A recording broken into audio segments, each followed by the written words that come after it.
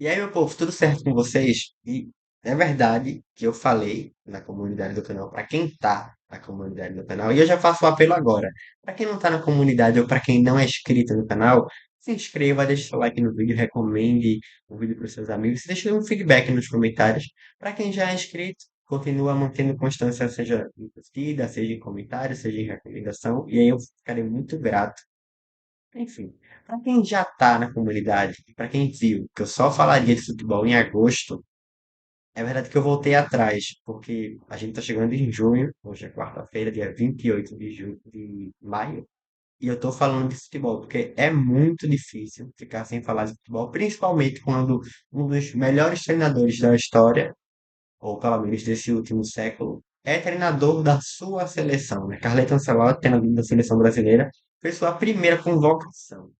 E eu já vou partir para a convocação aqui, porque assim, se fosse, olha a lista de laterais, se fosse o Dorival escalando o Alexandro ou o Danilo como um zagueiro, que Danilo não é titular nem no Flamengo hoje, muita gente cairia em cima, tá? É verdade que muitos jogadores da seleção estão lesionados, como por exemplo, Gabriel Magalhães, também tem o Éder Militão, que tá voltando agora.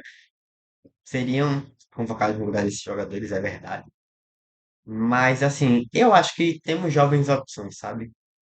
Por exemplo, o Jair, do Botafogo. Eu sei que ele não tá, como é que eu posso falar, mostrando futebol surpreendente, mas ele é jovem. Ele é um jovem jogador, ele é promissor. Zagueiro promissor, eu acho que ele deveria ter essa oportunidade, sabe? Eu não vou citar o Murilo, porque o Murilo terminou em baixa no Nottingham Forest, e ele caiu muito, né? Depois daquele 4-1 lá em Buenos Aires. Mas se fosse qualquer outro treinador barrando Neymar voltando de lesão, eu acho que muita gente falaria. Eu acho que muita gente falaria é, da convocação de um Casemiro, apesar de que Casemiro ele é um dos melhores jogadores do Manchester United. No quesito volante, ele é o melhor. Tem melhor que ele ali. Apesar do Manchester United ter ido muito mal, eu acredito que não há melhor que Casemiro na posição de volante naquele time. E ele é um dos melhores da liga, né? Isso aí é inegável. É um jogador de confiança de Ancelotti e volta à seleção. E merecia voltar antes. O problema é que a gente cai muito no pé de decisões de alguns treinadores. Se fosse o Dorival, se fosse o Diniz, por exemplo, muita gente cairia no pé. Porque não, a gente quer renovação, a gente quer ver cara nova, e aí quando entra cara nova, e a cara nova não faz um sucesso imediato, né? Ou também não tem um grande poder midiático, por exemplo. Vinícius Júnior, até hoje, ele não fez sucesso pela seleção. Mas não tem quem tenha coragem de tirar ele e colocar outro jogador para testar. Não tem quem tenha, porque no Real Madrid ele é um dos melhores do mundo. Apesar de que essa temporada dele foi um pouco pior, é verdade. Mas não tem quem faça isso. Não tem. E é isso, né? Então, quando é o Ancelotti é, convocando o Richarlison, que não tem 6 gols na temporada, né? Que não consegue ser titular no Tottenham, ninguém contesta. Se fosse qualquer outro, contestaria. Ou talvez não, porque o Pombo ele tem o coração da torcida brasileira, né? Da torcida brasileira que não acompanha. Tem, porque teve gente falando que Richarlison jogou muito bem a final da Europa League. Pelo amor de Deus. Richarlison não sabia o que fazer com a bola. É verdade que o gol do jogo se inicia com ele, roubando a bola, tocando uma lateral, salvo engano, e aí sai o gol do Tottenham, com o Bernard Johnson. Mas falar que ele merecia ser convocado, eu acredito que não. Eu tenho meus contras aqui, eu vou falar para vocês, né? Ó, a escalação, não, a convocação foi Alisson, Bento, e aí a galera, Bento, Bento, mas é porque é um pouco irrelevante, né? Porque assim, é verdade que a seleção hoje tem dois goleiros, claríssimos de qualquer equipe. Ederson e Alisson. Alisson, para mim, ele ainda tá à frente do Ederson. Ederson sai muito bem com os pés, né? É, e finaliza bem também. É o goleiro que mais tem assistências da história, na história da Premier League. Mas eu acho que isso não é um critério para ser goleiro, a depender do estilo de jogo, né? Mas, assim, esses são os dois primeiros. E nessa, bem, porque eles não tá voltando de lesão, é verdade. E Hugo Souza, o Neneca, né, que foi revelado pelo Flamengo, para Portugal, volta pro Corinthians. vem uma ascensão. Eu vi gente falando que convocaria o John. Eu não convocaria o John, mas no lugar do Bento, eu convocaria o Lucas Perry. O Lucas Perry ele vem de uma boa temporada com o Lyon, e chegou até as quartas de final da Europa League, o Lyon que vinha em uma crise terrível, né? E aí chega nas quartas da Europa League com o Lucas Perry sendo um dos protagonistas da equipe. Quando o goleiro é um dos protagonistas da equipe, ou a equipe está muito mal, ou o goleiro vai muito bem. O Lyon não tá muito mal. Então, o Lucas Perry, ele tem o crédito aí, né? Eu acho que ele poderia, assim, ser convocado. Ele foi quando estava jogando pelo Botafogo, né? Então, já nada. Por que o Bento, né? Bento, eu não entendo o porquê do Bento. Bento, não, eu acho que ele não tem nível. Se ele fosse para outra equipe, se desenvolvesse melhor em uma equipe maior, né? É, saindo do gancho não, da Arábia Saudita, eu acho que se ele se desenvolvesse, sim, mas não tem porquê o Bento ser convocado. Apesar de que é irrelevante, né? Porque o Alisson que vai ser o titular nos dois jogos. Os defensores, Alexandro, não é Alexandro, Alexandro do Lille, que fez uma partidaça contra o Real Madrid. Eu acho que isso ficou na cabeça do Ancelotti à toa que foi convocado. E ele vinha fazendo uma boa temporada no geral, né? Então a convocação dele é justa, muitas pessoas não conhecem, mas é justa. Beraldo é aquele esquema, né? Que eu falei agora há pouco. Muita lesão, não tem quem pôr. A gente sabe que provavelmente os titulares dessa defesa vão ser Marquinhos e Alexandre, ou Marquinhos e Léo Ortiz. Eu acredito que não Beraldo, é um zagueiro de perna esquerda que é bem valorizado no mercado e tudo mais. É um jogador para compor elenco no Paris Saint-Germain, que está ganhando tudo, mas ele não é um dos principais, né? Ele até começa bem na temporada passada, mas aí ele perde a vaga dessa temporada para o Pátio, que é um equatoriano. E também o Danilo, que foi o que eu falei, e o Léo Ortiz. Léo Ortiz, justíssimo, tá? Danilo ninguém entende, né? Eu acho que é só porque, já tava, copiou e colou, não tem quem por mesmo, vamos colocar ele. Eu, eu entraria com novos atletas, atletas que não estão acostumados a ser convocados, que nunca foram. Como, por exemplo, no caso, seleção principal, né? O Jair, eu acho que seria uma boa. Os laterais, Alexandro, eu não entendi o porquê, talvez seja porque só tem isso. Porque, assim, entre um Alexandro e um Guilherme Arana, eu prefiro um Alexandro, velho, porque me passa mais confiança. Guilherme Arana, a gente só lembra do jogo contra a Argentina, que aquele cara fez ali foi um desastre. Ele não conseguia dominar uma bola, ele não conseguia dar um passe, ele não conseguia fazer uma cobertura bem feita. Era um momento pior que o outro do Guilherme Arana, né? E para lateral direita, eu acho. Ainda falta o Carlos Augusto. Tem o Caio Henrique do Mônaco também, né? Que vem jogando bem. Eu acho que talvez eu entraria com ele no lugar de Alexandro. E Carlos Augusto, ele não tá tão acostumado a jogar como um lateral, né? Porque ou ele joga como zagueiro pela esquerda, como já aconteceu, ou ele joga como meia esquerda, porque a Internacional ele costuma usar três zagueiros, né? Com um ala meia. E aí o Carlos Augusto tentaria nessa vaga, mas aí quem sou eu para discutir o que o Ancelotti faz ou não faz, né? Lateral direito, o Sertão cheio. Wanderson, que pra mim é um muito bom atleta, eu não sei por que ele ainda tá no Mônaco. E também o Wesley, né, que é uma promessa. Há alguns meses atrás havia especulação dele no Barcelona, porque ele estava em ascensão. E que contra a Argentina ele foi mal, é verdade, foi bem contra a Colômbia, mas eu já havia falado aqui no vídeo no canal que ele prevaleceu porque o lado esquerdo da Colômbia estava muito cansado, né? Andreas Pereira, Bruno Guimarães no meio campo, Andrei, Andrei Santos, revelado pelo Vasco, agora está no Estrasburgo, e é comprado pelo Chelsea, né? Ele pertence ao Chelsea, vai jogar o Mundial provavelmente pelo Chelsea. Casemiro, Ederson e Gerson. É, eu não entendi o porquê do Andreas Pereira. São muitos jogadores que têm alguns aspectos parecidos, por exemplo, Bruno Guimarães e Casemiro. São volantes, primeiro volantes que jogam mais atrás, aquele cara da bola longa. Tem o Ederson, que eu gosto muito do Ederson, eu acredito que, pô, velho, eu acho que ele já deveria estar em time da Premier League, sabe? Um City da vida, eu acho que ele cairia muito bem, porque é aquele segundo volante, aquele cara que tem um pulmão, que corre o campo todo, eu acho que é justíssima a convocação dele, deveria ter sido mais utilizado nas outras vezes. Eu acho que ele vai ser bem utilizado pelo Ancelotti, tá? E depois eu vou dizer o porquê.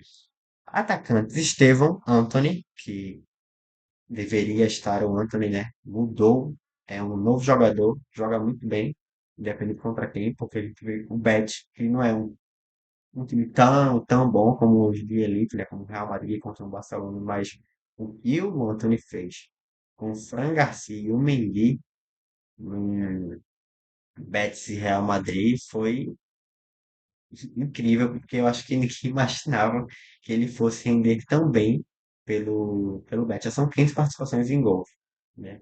E aí teve temporada no United que o Antony marcou um gol, deu uma assistência tipo a temporada toda. E aí ele volta, se reencontra. Vamos ver como é que vai ser nessa janela, né, de transferências do verão europeu. Vamos ver o que é que vai acontecer. É, Gabriel Martinelli, Matheus Cunha, Vinícius Júnior, Rafinha e Richarlison. Richarlison é um nome que me pega, tá? Ó, sobre o Rafinha e o Vinícius Júnior, o Matheus Cunha também. Muita gente falando do Matheus Cunha. Eu não entendo por quê. Porque ele foi um dos melhores jogadores, se não o melhor jogador do Wolverhampton, que era um time que estava para cair, mas aí consegue se recuperar depois da chegada do Vitor Pereira. E o Matheus Cunha é um jogador bem importante.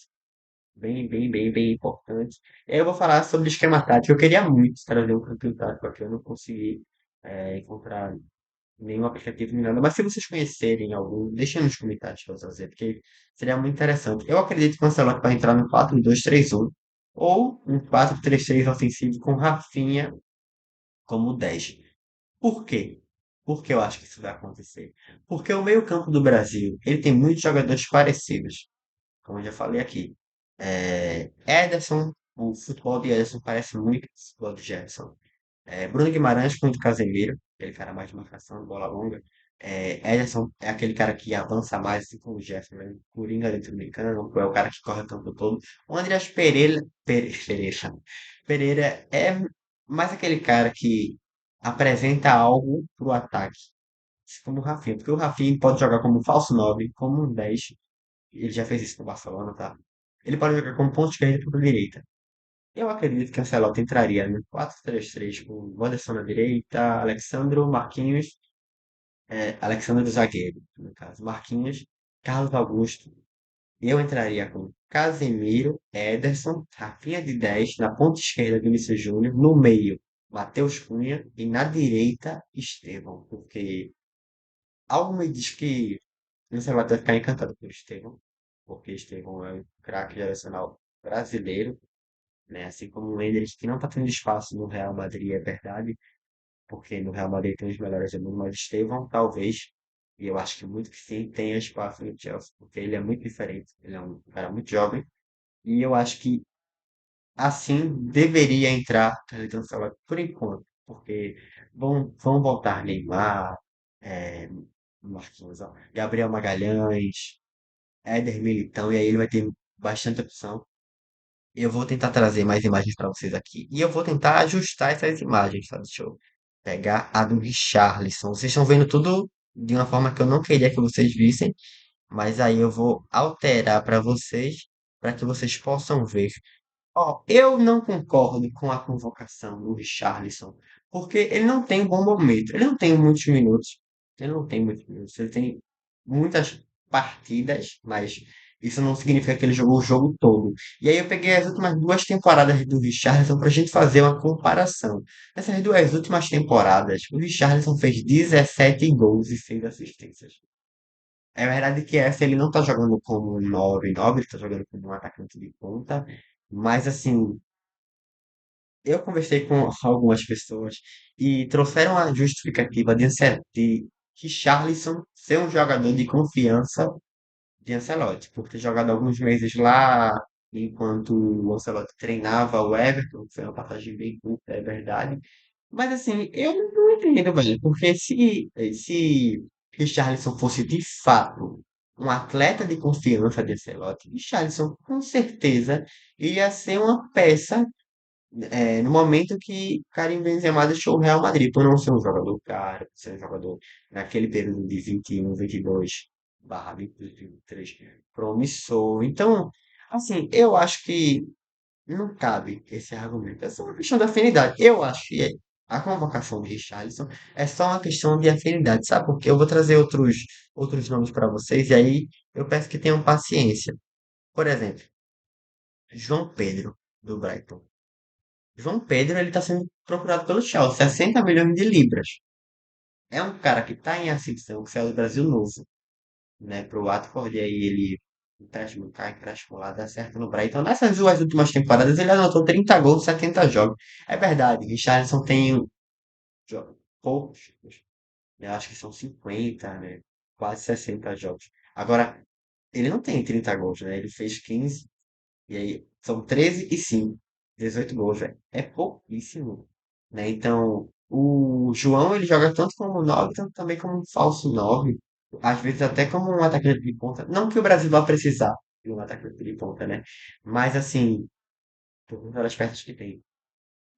No meu critério, e aí, quem sou eu para falar isso? O João Pedro estaria à frente do Richarlison, porque seleção não é lugar de afinidade, velho. A gente reclama tanto disso, a gente reclamou tanto quando o Casemiro estava mal e estava sendo convocado, quando o Danilo estava sendo convocado, o Alexandre estava sendo convocado, e dessa vez eles foram, a gente não questionou, porque é um treinador de elite, né? E é isso. Sendo que, pô, Richarlison, só porque postou no Instagram se busca relevância da América, pra mim não cabe. Eu vou trazer mais exemplos pra vocês. Ó, antes que eu tenho mais dois aqui no Brasil, mas ainda na Europa, a gente vai ver o Rodrigo Muniz. Rodrigo Muniz, qual é o caso do. Deixa eu ajustar essa imagem aqui. Qual é o caso do Rodrigo Muniz? Jogador jovem, 24 anos, saiu do Brasil também muito novo, saiu do Flamengo, ele é cria da base do Flamengo, e é um cara que ele vem evoluindo com o passar das temporadas. Eu peguei as duas últimas também, são 69 jogos, 21 gols e 3 assistências para um cara de 24 anos que está se adaptando à Premier League, que joga em um time de baixo escalão, que marcou gol contra a City, que marcou gol contra a Liverpool. Então, assim, também era uma peça a se pensar. E diferente desses últimos nomes que eu trouxe até agora, ele é um 9-9. Ele é um 9-9. É claro que quando o Endrick voltar de lesão, Endrick será o titular. Não tem quem tire Endrick da posição titular, porque ele é mais jogador, porque ele tem um potencial gigantérrimo pela frente, né? Então não tem quem tire. Mas nesse momento, nessa convocação, eu não entendo por que não testar esses jogadores, sabe? Para colocar quem tem afinidade é brincadeira, velho. Porque para mim não é jogador de confiança. É questão de afinidade, ó. Vou trazer mais nomes no Brasil. O tão contestado Yuri Alberto, que teve bons e maus momentos. Eu acho que ele está no seu melhor momento, o brasileiro.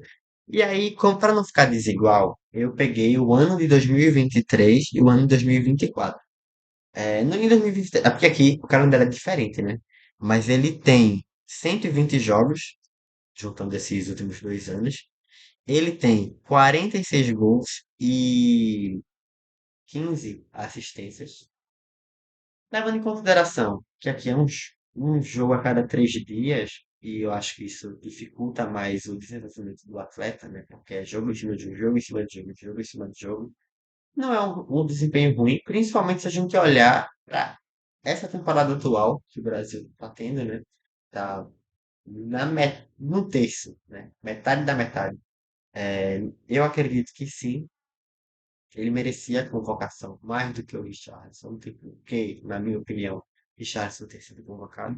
E o exemplo que, assim, já foi convocado para a Copa do Mundo, não teve tanta chance, é o Pedro, né? O Pedro, ele fez 61 gols nos últimos 2 anos, num período de tempo. E, peraí, pessoal, vocês precisam colaborar comigo. 103 jogos. E ele também deu 12 assistências. Assim, eu já falei sobre o calendário do Brasil, sobre ser diferente, mas Pedro tá voltando de lesão, voltou em março.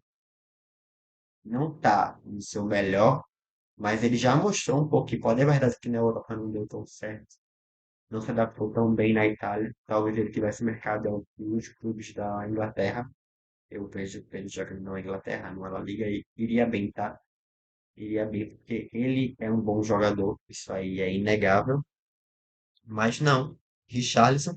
E na minha opinião, Richarlison foi um motivo de afinidade. Eu acho que essa seleção vai melhorar muito. Não agora. A gente não pode tirar e levar em consideração o agora, porque não tem nenhum plantel completo. Mas eu acho que Richarlison não merecia a convocação. Tirando isso, devido às lesões, foi muito boa a convocação de Ancelotti.